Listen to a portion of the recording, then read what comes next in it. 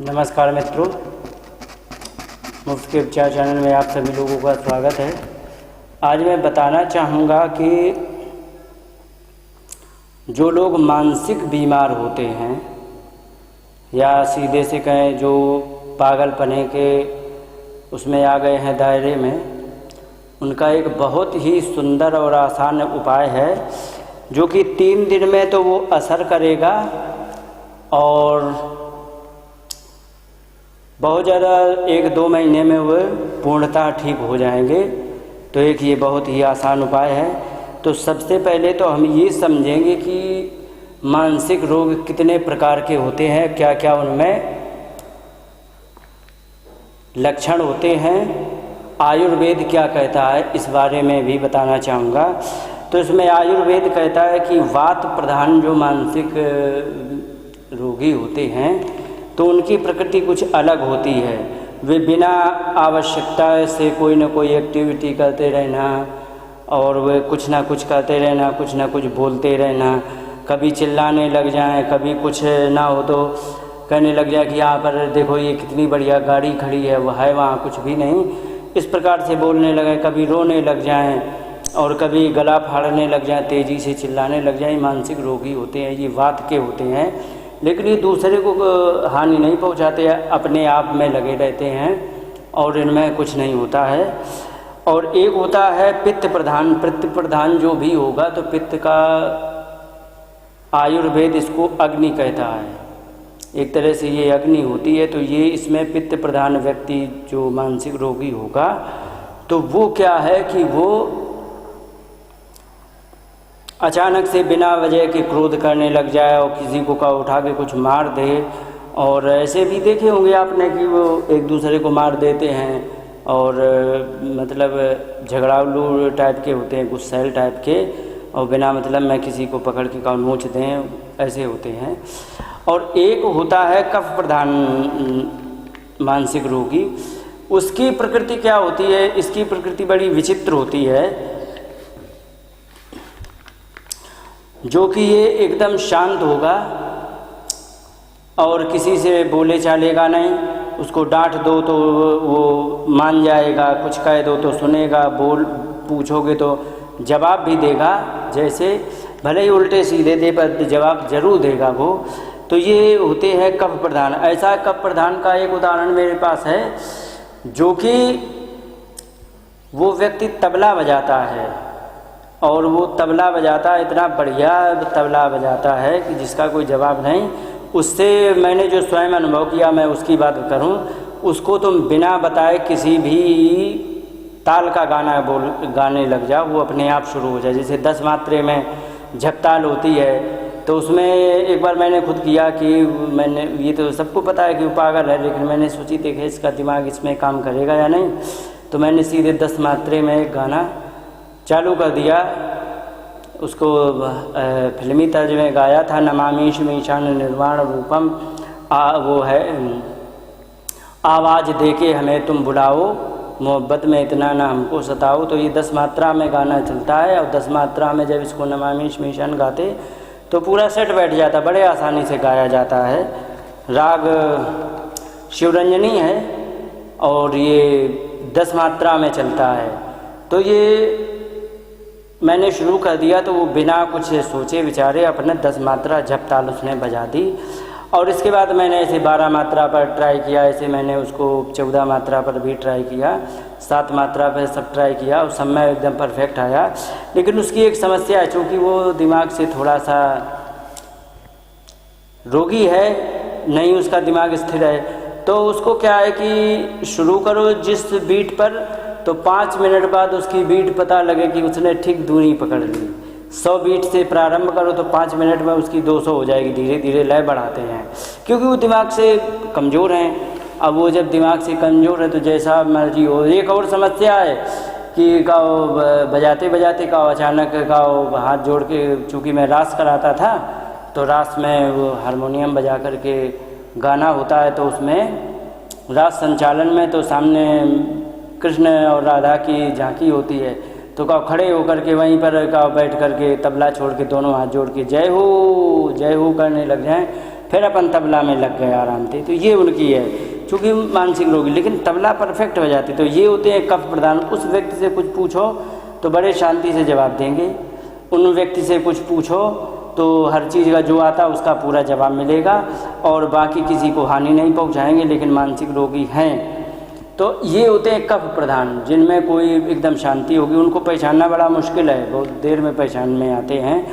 तो इस प्रकार से होता है। तो ये होते हैं हमारे रोगी, मानसिक रोगी, 3 प्रकार के अलग अलग। तीनों प्रकार को इसलिए हमें बताना आवश्यक पड़ा कि जो मैं बताने जा रहा हूँ तो थोड़ा थोड़ा चेंज करना पड़ेगा। तो जैसे 2 में चेंज नहीं करना पड़ेगा, जैसे वात प्रधान है, पित्त प्रधान है, ये थोड़ा से उग्र होते हैं, लेकिन कफ प्रधान में थोड़ा चेंज करना पड़ेगा। मैं मुख्य विषय को लेता हूँ। मुख्य विषय ये है कि यदि कोई व्यक्ति मानसिक रोगी हो या तनावपूर्ण हो तो उसके लिए हमें क्या चाहिए है कि कुम्हड़ा जो होता है, जिसका पेठा बनता है, सभी लोग जानते हैं, कुम्हड़ा बोलते हैं, कई एक उसके अपने अलग अलग नाम होते हैं। बस इतना इशारा कर दूं क्योंकि अब हमारा वीडियो तो पूरे भारत में देखा जाता है। हिंदी कुछ जानते, कुछ अन्य भाषा, महाराष्ट्र में वो कुछ और क्या कहते वो मैं नहीं जानता हूँ। कुम्हड़ा कहते हैं, और उसका एक मुख्य पहचान बता दें, उसका पेठा बनाया जाता है। बस ये बड़ा बड़ा फल होता है, सफ़ेद किस्म का, उसमें कुछ पाउडर जैसा चिपका होता है। तो ये खेतों में होता है, बड़ा अच्छा होता है। तो इस फल के बीज आपको लेने हैं। तो बीज लेकर के उनको फिर तोड़ करके जो ऊपर का छिलका होता है उसे निकालते हैं। अंदर जो छोटी सी एक मिंगी जैसी होती है, उसको जो भी कहते हों, उसके अंदर जो 2 परत निकलती हैं उसे निकाल के रख लेना है। तो इसकी मात्रा बताऊं, इसकी मात्रा आपको इसमें एक और बात ऐड कर दूं कि अगर जो बाई चांस तुम्हें कुम्हड़े का बीज ना मिल सके तो आप कद्दू का भी, पंपकिन जिसको कहते हैं, कद्दू का भी बीज आप इस्तेमाल कर सकते हैं। इसको क्या करना है, 10 ग्राम लेना है, और उस 10 ग्राम को क्या करना है कि एक पात्र में डाल के, कटोरी में, और उसमें 10 ग्राम ही शहद मिलाना है। तो शहद मिला के ये जो है आपस में जो एक लेप जैसा बनेगा, ये उसको चटाना है। प्रतिदिन चटाना है, 1 बार चटा सकते, 2 बार चटा सकते, 3 बार चटा सकते, पर ध्यान ये रहे कि उसमें कुछ उसको विकृति ना हो, इन चीज़ों का भी ध्यान रखना है थोड़ा। तो इसको चटाना है। अगर जो बाई चांस कि कोई ऐसा समय आ गया कि शहद नहीं मिल पा रहा है, अब क्या करें, तो उसके लिए परेशान होने की कोई आवश्यकता नहीं। यदि पुराना गुड़ हो तो उसे भी हम इस्तेमाल कर सकते हैं, वो भी लाभ करेगा।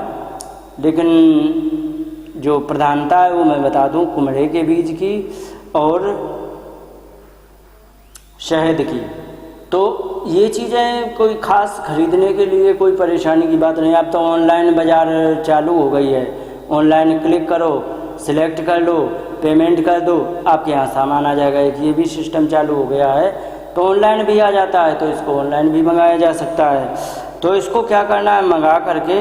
लेकिन जो मैंने प्रकृति बताई उसके बारे में भी बता दूँ। यदि कफ प्रधान व्यक्ति है, आपको पहचान तो बता ही दी है, इससे अंदाज़ा लगा लेना है। यदि कफ प्रधान व्यक्ति है तो उसमें क्या होता है कि चूँकि इसका एक नेचर जो है, स्वभाव, उसमें आयुर्वेद में बताया गया है, शीत, लघु और स्निग्ध, इसकी पहचान बताई। शीत माने ठंडा होता है ये, और लघु हल्का होता है, और ये स्निग्ध माने चिकना होता है। इसमें चिकनाई होती है, वो तो आप जानते ही हैं, बीज है, उसमें तेल वगैरह तो होता ही है। तो ये तो जो ये ठंडा होता है, तो ठंडे होने के कारण जो कफ प्रधान मानसिक रोगी हैं उनको थोड़ा ऐड करना पड़ेगा। उनके लिए आपको क्या करना है कि 3 दाने के बराबर का चूर्ण काली मिर्च का, काली मिर्च के 3 दाने ले, उसे अच्छी तरह कूट लें। अब 3 दाने के बराबर जितना चूर्ण तैयार होता है उसी में ऐड कर लें। अब इससे क्या होगा कि उसमें थोड़ा सा गर्मीपन आ जाएगी। तो इससे क्या है कि वैसे तो कफ जो होता है वो ठंडक में दिक्कत देता है, लेकिन अगर जो भी इसमें मिला लेंगे, और चाहे तो सौंफ भी मिला लें इसमें, इसको मिलाकर लेंगे तो कफ वाले को पूरा प्रभाव पड़ेगा बिना किसी दिक्कत के। दिक्कत तो वैसे भी नहीं होनी थी, लेकिन इससे थोड़ा और प्रभाव अच्छा पड़ेगा। लेकिन जिनको पित्त प्रधान है, जो बहुत चिड़चिड़े होते, गुस्से में मार देते हैं, ऐसा कर देते, तो उनके लिए चाहिए है कि वे काली मिर्च वगैरह को ना मिलाएं। और जो वात प्रधान मानसिक रोगी हैं, जो एकदम बोलते रहते हैं, बड़बड़ाते रहते, कुछ ना कुछ एक्टिविटी में लगे रहते, तो ऐसे जो होते हैं तो इनको आप सीधे देना है। लेकिन कफ प्रधान जो मानसिक रोगी होता है तो वो एक्टिविटी कम करता है, वो ज़्यादातर शांत लेटा रहेगा हो और उठ के चल दे, फिर जाके कहीं लेट जाए और बोलेगा नहीं, मोटा ताज़ा और होता है।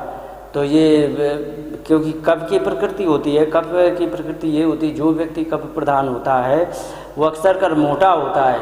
लेकिन इसमें एक और देखा गया है कि अगर जो वह कफ प्रधान व्यक्ति यदि मोटा होगा तो उसमें एक चीज़ और देखी गई है कि उसमें बुद्धि की कमी या अधिकता पाई जाती है।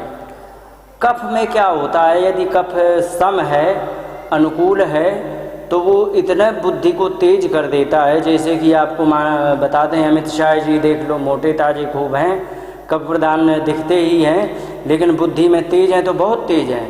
और कुछ ऐसे होते हैं जब कफ बिगड़ा होता है, बुद्धि को नष्ट करता है, तो फिर वो इतनी मंद बुद्धि कर देता है कि ऐसे मैंने उदाहरण देखे हैं कि लोगों को 10 साल हो गए हैं कि बटन वाला मोबाइल चलाते हुए, लेकिन उनको आज तक मैसेज डिलीट करना नहीं आया। इतना मतलब इतनी जड़ बुद्धि कर देते हो। और अगर जो तेज करते हैं तो इतने कर देते हैं कि देश को चलाने की भी योजना बनाने की क्षमता दे देता है।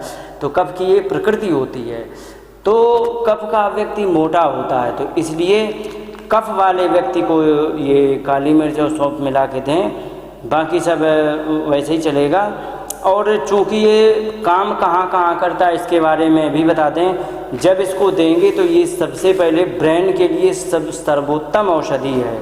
ब्रेन याददाश्त कमज़ोर होना और ब्रेन में कोई समस्या है तो उसके लिए बहुत अच्छा लाभकारी है। ब्रेन का सबसे अच्छा ये साधन है, ब्रेन को बहुत तेज करने वाला ये साधन है, तो ब्रेन के लिए विशेषकर होता है। इसके बाद ये हार्ट में भी बहुत अच्छा काम करता है। हार्ट की कोई समस्या है बहुत बढ़िया काम करेगा।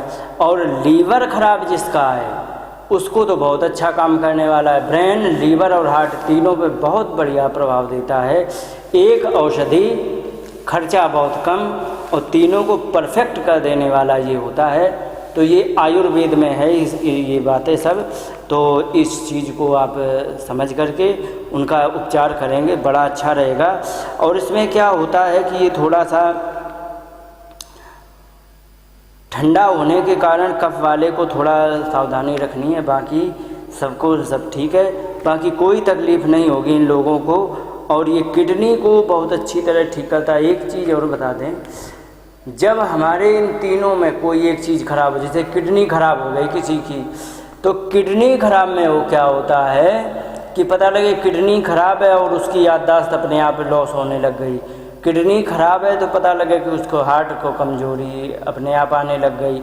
तो ये चीज़ें हैं, ये चूँकि ये ऐसे स्थान होते हैं हमारे शरीर के अंदर जो एक दूसरे से कनेक्टेड होते हैं और एक दूसरे के सपोर्टर होते हैं। एक खराब होगा तो दूसरे को भी वो ले जाएगा। तो इसलिए तो ये जो है मतलब एक खराब होने पे दोनों को ये ले जाता है। जैसे किडनी खराब होगी तो हार्ट और दिमाग दोनों को इफ़ेक्टिव करेगा। ब्रेन में कोई दिक्कत है तो हार्ट और किडनी दोनों को इफ़ेक्टिव करेगा। हार्ट में खराबी है तो फिर ये सारी समस्याएं, लेकिन ये तीनों में एक साथ बहुत अच्छा काम करने वाला है। तो इसलिए इस तरीके से आप इसका इलाज करें। बहुत जल्दी ये 2-3 महीने में तो पूरा एकदम परफेक्ट कर देगा। चूँकि ठंडा होने के कारण इसका कोई साइड इफ़ेक्ट नहीं है, तो बड़े आसानी से इसको हम ठीक कर सकते। ये बड़ा ही आसान उपाय है ये मानसिक रोगी या पागलपने को ठीक करने का, और बड़े आसानी से ये ठीक हो जाते हैं। इन्हीं शब्दों के साथ बात को विराम देते हुए नमस्कार, जय हिंद।